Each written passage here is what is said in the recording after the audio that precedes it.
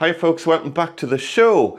Now, if you remember all the way back to the start of this renovation project, one of the jobs that we're really looking forward to tackling is seeing what's underneath the panelling on these doors downstairs. This isn't real wood, this is scumble, so this is a paint effect that's just been put over a panel. But behind here, there is hopefully a really nice door. I think scumble was a very kind of 60s, 70s thing to do. And as I say, it's been done really quite nicely. I mean, that's a real talent to make a piece of hardboard look like that. But as I say, it doesn't really fit. So it's time to take these doors to bits and see what's going on.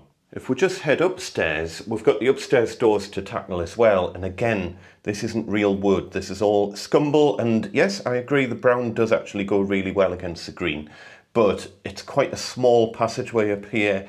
So we're going to go for white doors everywhere. It's going to look much better, but we're going to keep the original doors, hopefully. But one thing that's quite interesting about the doors is that if you look down the edge of the door, you can kind of get a bit of a clue as to what the downstairs doors are going to be like, because you can see the tenon just sticking through the side there, and we've got a tenon sticking through here as well. So we know, obviously, this is a 4-panel door that we've got here. But the interesting thing is, if we head downstairs and we look at these doors that have had the full 60s panelling applied to them, I'm not sure if you can see, but we've got a tenon at the top there, but then we've got another tenon just about a quarter of the way down, which leads me to believe that this might be 5-panel doors. So there might be a panel at the top and then 4 panels towards the bottom. We've definitely got another tenon sticking through here, and obviously we've got a tenon at the bottom as well. So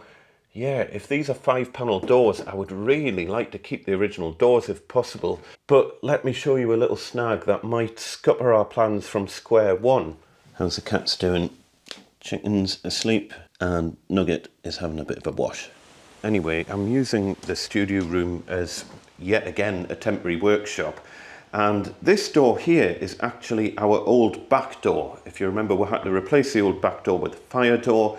This was panelled, and I've taken the panels off, and the bad news is that the panels not only were nailed on, but they were glued on as well, and it's left this kind of hardboard residue around all of the edges. And I'm kind of using this as a bit of a test door, but when I've come to sand it down, you can see it's just clogging up the sander straight away. Basically the paint is melting. I was hoping I could get away with just a quick sand with the random orbit sander, but to get this sort of stuff off you need something a bit more industrial, and as I say, if it's just instantly clogging the belt up, that's not really an option. So what I've also tried is the heat gun approach and basically scraping the paint off. So here I've scraped it back to more or less the wood. That can just be sanded with the random orbit, and that would take paint pretty well, but it takes forever, and I've got a lot of doors to do, and as I say, the paint's just turning into this kind of gooey mess with the heat gun. It's going to take a long time, and the other thing I'm a little bit concerned about is fumes that are probably coming off this. I don't know what sort of paint is on this. I don't mind giving it a very quick light sand with the random orbit sander with a dust mask on, but if we're talking about using a heat gun, but I need to make a judgment call on whether or not the effort is worth it. So folks, I'm not a massive fan of two-parter videos, but for the life of me, I couldn't get this edit under 45 minutes. So today you'll get to see what was hidden under the 1960s panelling, along with a lot of the prep work, and tomorrow we'll look at what's involved in switching which way a door opens, along with the final reveals of the finished doors.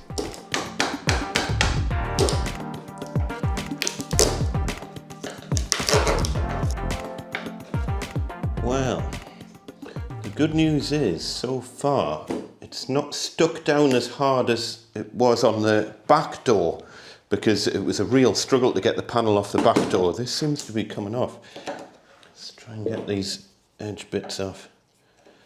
I'm so excited to see what's underneath here, but I'm also a little bit worried that these doors are going to be beyond hope. Fingers crossed, folks, fingers crossed.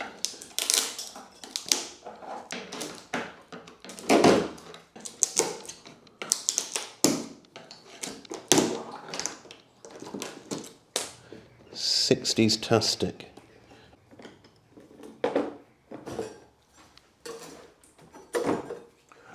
It's coming off. And it doesn't seem to be glued on. Moment of truth, folks. Moment of truth. What's underneath here? Come on.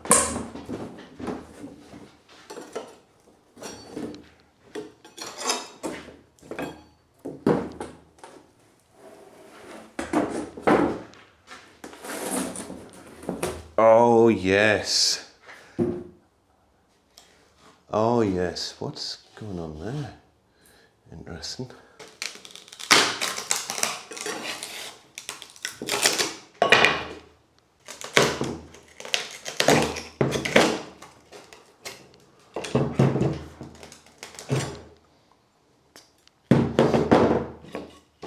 No idea what that was for.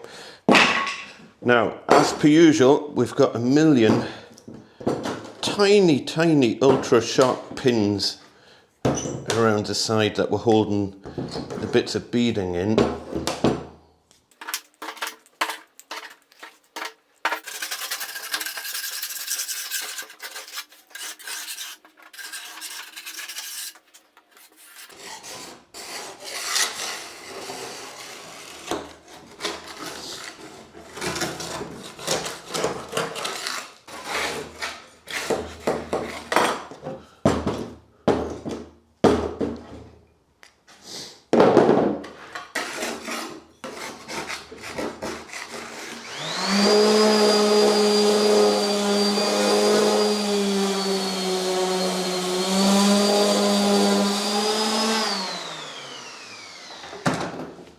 Right, I don't want to do too much without a dust mask and things on because we have no idea what's in this paint.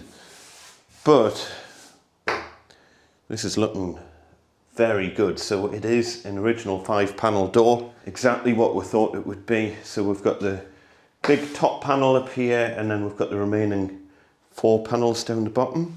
I think we can bring this back to life. I mean, some of the paint's a little bit on the flaky side, but I think with a bit of filler and a bit of TLC, I think we can sort that out.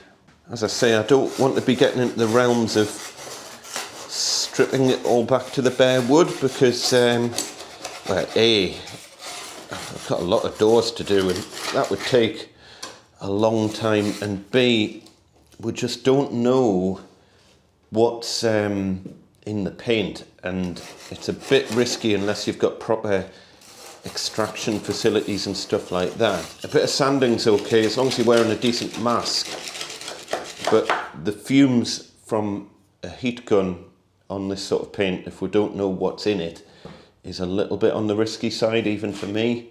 Interestingly, you can see where the old lock was here, so we'll try and get some new period locks, although that doesn't look like it's, oh no, it has been filled. You can see on the edge of that has been filled at a later date. They did have this obsession with putting the little ball latches everywhere, which all those have to go because again they're a bit 60s. But I'll have a ponder, see if we can maybe get some sort of proper latch on here, or even like a surface mount latch. I'm very excited. We'll get the other panel off on the other side and we'll see what that's like.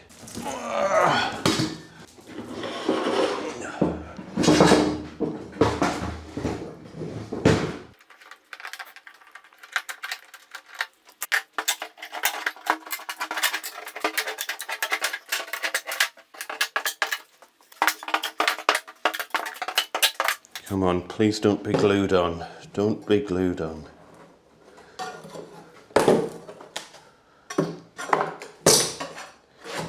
You beauty. What? It's scumble under here as well. Okay. Didn't see that coming. Wonder why they did that.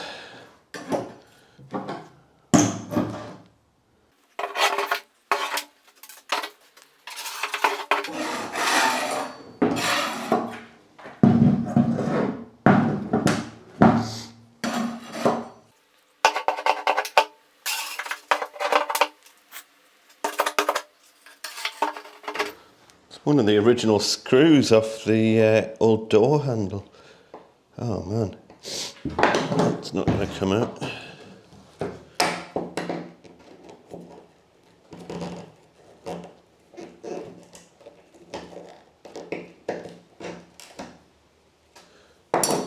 These little pins, I'm not sure if you can see, they're vicious, they're razor sharp and rusty. You really don't want to be accidentally catching your hands on them. Use a scraper to try and find where they all are. This bit of wood's a bit of a mystery.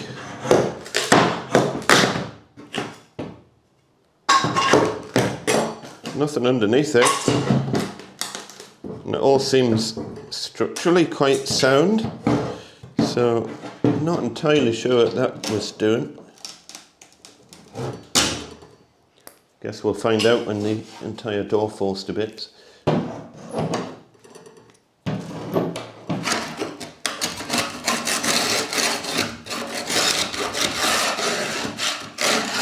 Well, it's going to take a lot of sanding and a lot of prep, but I think we can salvage these. I think it's going to be okay.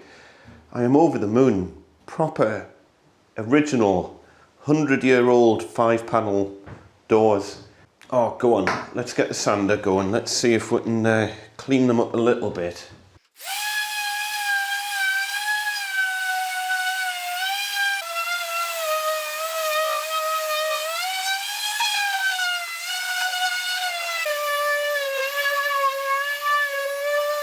Yeah, I think these are going to clean up okay. It's going to be hard to tell until we get the first coat of primer on, but I'm keeping my fingers crossed. I think what I'm going to do, because there's quite a few areas where the little 125mm sander, it's going to take a long time, and I've run out of discs for the 150mm sander, so I'm going to pick up some more discs for this and go with a slightly bigger sander. It'll just be a little bit quicker, and then I'll work through the grits and just get a coat of primer on it, and then I'll have a much better idea of what we're going to need to do to these to get them looking vaguely acceptable. Remember, we're not going for door perfection here. We want this to look like a 100-year-old door. Otherwise, we might as well have just bought a brand new door and saved ourselves a lot of extra trouble. So, for example, I'm not particularly bothered that the tenons are overhanging at the end, and I'm going to keep that. I could trim it off, but I'd like to keep that as just a bit of a nod to the fact that, you know, the timbers have shrunk over time and now you can see the tenons sticking out. That's fine. It's not causing any kind of structural problem. There's just a few areas where the paint's flaked away right down to the wood, and I'm going to have to put some filler on that, otherwise that will look a little bit ridiculous. But other than that, I think these doors are going to clean up okay. Fingers crossed. So I've got a lot more sanding to do, and I'll get a coat of primer on and I'll come back to you.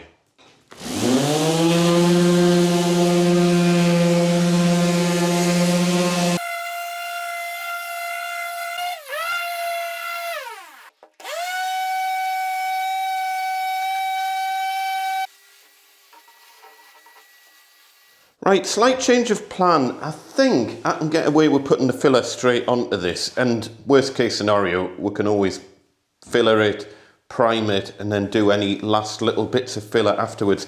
It's much easier to see where you need filler when the door's primed, but obviously once it's primed, I'm gonna have to leave it for a day for it all dry before I can then do the filler, and it's generally gonna slow things down a lot. So I'm gonna do the bulk of the fillering now, just like little gaps down these edges and things like that. But I think I can see enough of the holes and little gaps and cracks. I can get the filler done now, maybe a little bit around this paint here that's come off around here. So yeah, Decor Fill, it's my kind of go-to two-part filler of choice. It works for all sorts of different things, as you've probably seen in other videos. As always make sure you've got 2 clean scrapers ready to go. And you've got to work pretty quick with this stuff. So yeah, we'll get this filler put in and I'll come back to you.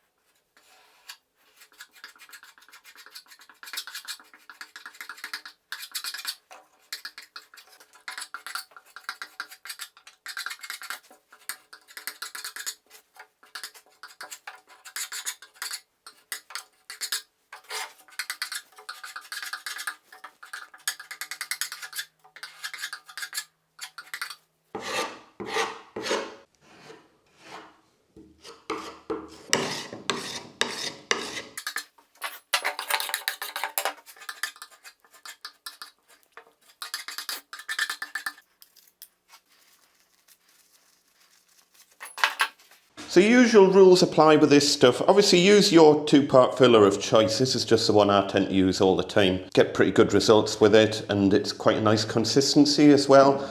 There's a lot of variation in 2-part fillers. You get some that are like really, really hard to use, and then you get others that take ages to go off. This will go off in about 20 minutes and it'll be ready to sand. But yeah, usual rules apply. Now that I've cleaned up these knives, but don't put these knives into your filler pot, because if there is any leftover bits of hardener on here, even the slightest little bit of hardener that's left on your filling knives, if it gets in the pot, it'll set the whole pot off over time. So once you've used your knives, use a separate, like the plastic scraper, to get the filler out the pot. Don't let that touch the hardener, and then you can keep using that as your kind of thing to replenish your board. Don't mix more than you can use and just plod on. It doesn't take that long.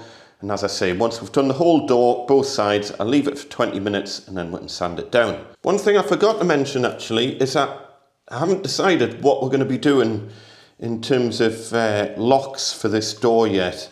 We're probably going to go for a surface mount rim lock, but yeah, I've been hunting around and trying to find anything that's suitable is proven to be a little bit of a challenge.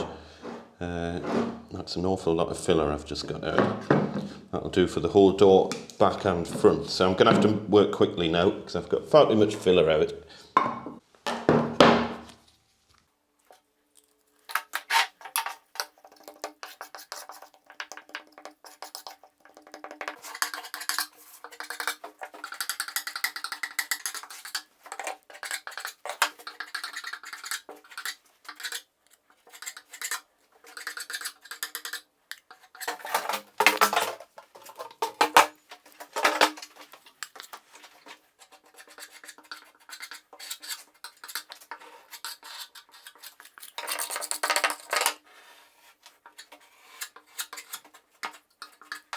That's just starting to go off, and that's why it's a good idea to have another filler knife handy,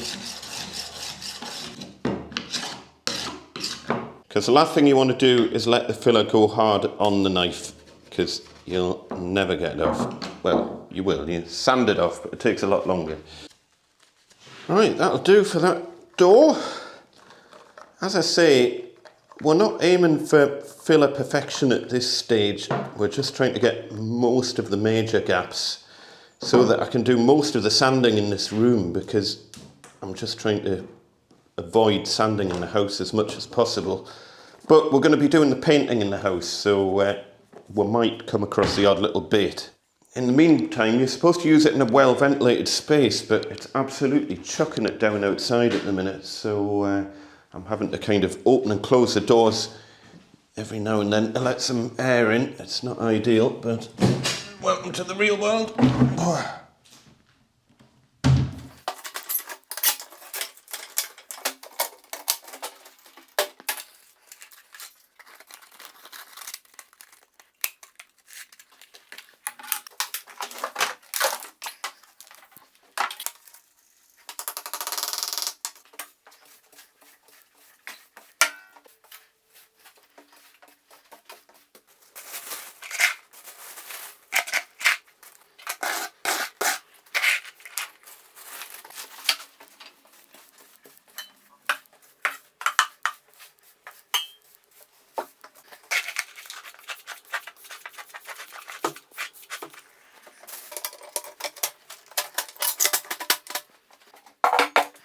You can tell when it's ready to sand. If you can't dig your nail into it, generally you're good to go. I'm going to leave this another 10 minutes. Good time for a cuppa.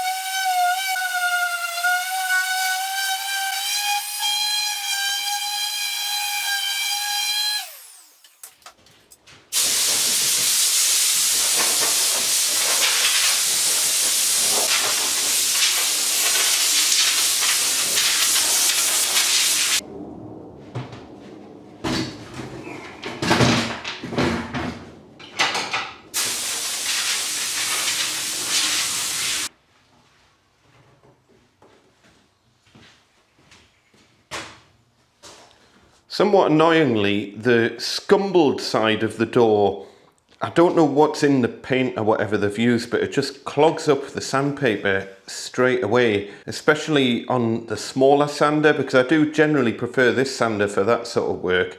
But unfortunately, because it takes a little bit longer, it does tend to run a little bit warmer, and whatever it's doing, it seems to be melting whatever paint's on there, and it's just instantly gumming up the sandpaper. So I've had to switch to the bigger sander, which is a little bit more aggressive, but it doesn't gum up quite as quickly. You can see it's still gumming up. As soon as it does that, then it's basically no use anymore.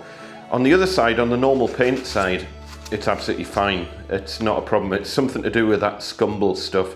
Anyway, a bit annoying.